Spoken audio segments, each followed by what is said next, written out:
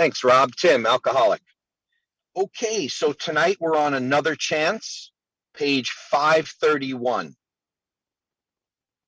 Rob mentioned right before we started that we believe, I actually didn't count this, but I think he's correct, that this is the shortest story, just a dot shy of 4 pages. We do know a little bit about this author. This is a 3rd edition story, and her name is Bertha V. Bertha V. from Louisville, Kentucky. And she got sober in 1972, April of 72. And one of the things that we've gotten used to trying to figure out is why this story was chosen over, yet another, submission. And I think the obvious thing that we'll see right away is that she is African American, and obviously then female. But I think the bigger reason here is the fact that she ends up going to prison. And so we have a African American female, ex felon, so I think that's why the story was chosen. Plus, it's actually a very powerful message, and I think she also does, on purpose, I believe, does a very good job, particularly in the last 2 paragraphs of the story, that she speaks directly to the potential member or the current member that's African American and maybe doesn't feel as though they want to try AA. It's more of a white person's thing. So I think she's really speaking directly to them, and I think she does a good job at it. So let's get going. Poor, black, totally ruled by alcohol, she felt shut away from any life worth living. But when she began a prison sentence, a door opened. So we see the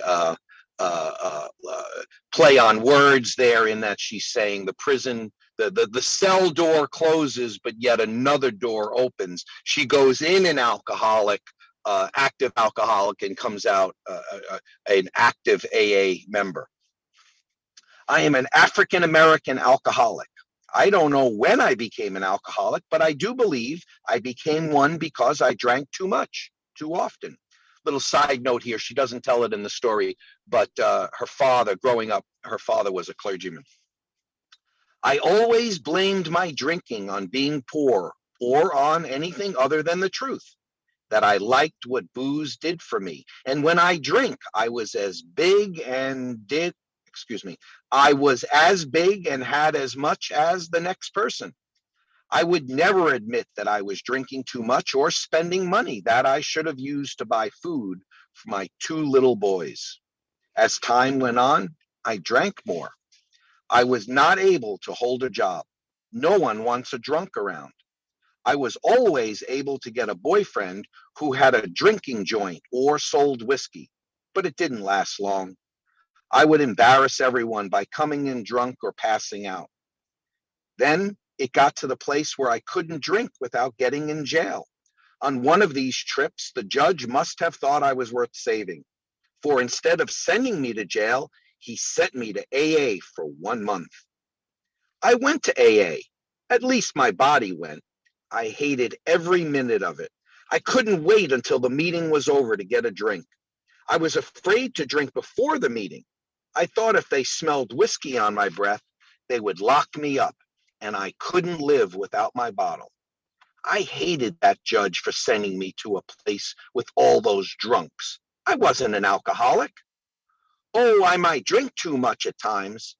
Everyone I knew drank, but I don't remember that any of them ever went to sleep in joints and woke up with no shoes on in the winter or fell out of chairs. But I did. I don't remember any of them getting put out in the winter because they didn't pay their rent. But to me, whiskey meant more than a home for my sons.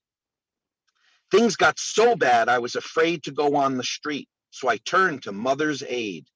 That was one of the worst things that could have happened to an alcoholic woman. I would wait for the mailman each month, like any good mother, but as soon as he handed me my check, I put on my best dress and went out looking for my alcoholic friend. Once I started drinking, I didn't care that the rent wasn't paid or that there was no food in the house or that my boys needed shoes. I would stay out until my money was gone. Then I would go home full of remorse and wonder what I was going to do until my next check. In time, I began to go out and forget the way back home. I would wake up to find myself in some beat up rooming house where roaches were crawling over everything. Then the time came when I couldn't afford whiskey, so I turned to wine. Finally, I got so low down, I was ashamed of my friends seeing me. So I went to the worst joints I could find. If it was daylight, I would go down alleys to make sure no one saw me. I felt that I didn't have anything to live for, so I tried suicide many times. But I would always wake up in the psychiatric ward to begin another long treatment.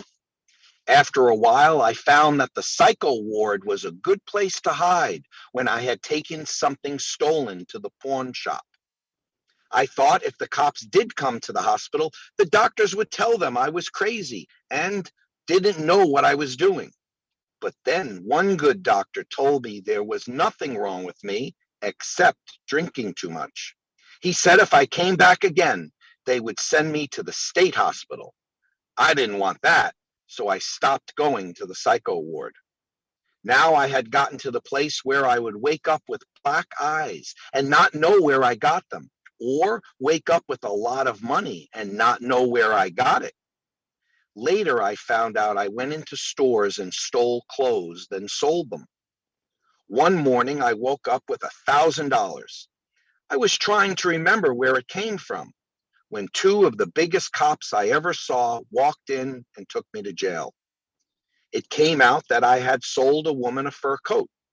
The cops had picked her up, and she told them that she had bought it from me.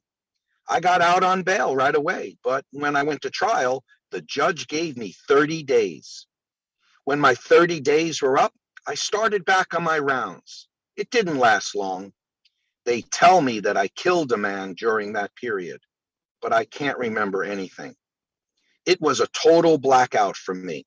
Because I had been drunk, the judge gave me only a 12-year prison sentence. By the grace of God, I only served 3 years. It was there that I really found out what AA was. I had rejected AA on the outside, but now it came to me in prison. Today, I thank my higher power for giving me another chance at life and AA, and being able to try and help some other alcoholic. I have been home for a year and have not taken a drink in 4. So what we can get from that is that she was sentenced in 1972, went to prison, served 3 years. That's first 3 years of her 4-year sobriety. She's out of prison now for 1 year.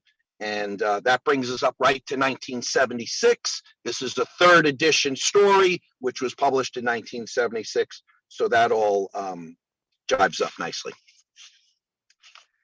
Okay, since I have been in AA, I have more friends than I ever had in my life. Friends who care about me and my welfare. Friends who don't care that I am Black and that I have been in prison. All they care about is that I am a human being and that I want to stay sober. Since I've been home, I have been able to gain the respect of my 2 sons again. An interesting thing I realized after I finished the story was when she first references her 2 young boys, she does not reference a husband. So I don't believe she was married prior to prison. The only thing that bothers me is that there are only about 5 African Americans in AA in my city. Even those don't take part in AA functions as I would like to see them do. I don't know if it's force of habit or something else that keeps them in one place. But I do know that in AA, there is much work to do, and none of us can do it standing still. I do think that some of the African Americans here and other places too are afraid to go to other meetings. I just want to say that you don't have to be afraid, because no one at any AA meeting will bite you. There are no color bars in AA. If you give us a try, you will see that we are really human beings, and we will welcome you with open arms and hearts. I'm writing this during an AA convention where I have spent the weekend with nothing but white people. They haven't eaten me yet. I have not seen a black face but mine since I've been here. And if I didn't look in the mirror, I wouldn't know that I was black, because these people treat me as one of them, which I am. We all have the same sickness, and in helping one another, we are able to stay sober. So you see in those last two paragraphs, is what I was alluding to, is that that was a very, direct message to our Black brethren. And she actually, this story was reprinted in the Grapevine in 2004, just as is. And then a final paragraph added at the end that made reference to, I'm hoping that my story convinces some poor soul to give AA a try, to give AA a chance. And I think there's a little, reference there to the title, Another Chance. And you do see, if you did look up that Grapevine story, it's just her initials, BD. Although I told you her name is Bertha V. She may have gotten married here, and this is that's the married last name. But yeah, I do think, and the other thing that she referenced here back on 533 was when she says, "Today I thank my higher power for giving me another chance," title to the story, "at life and AA." And that's the her first 30-day try at AA. She rejected it, and it wasn't until she got another chance. So I thought that was pretty powerful. And that's it out of me. Thanks.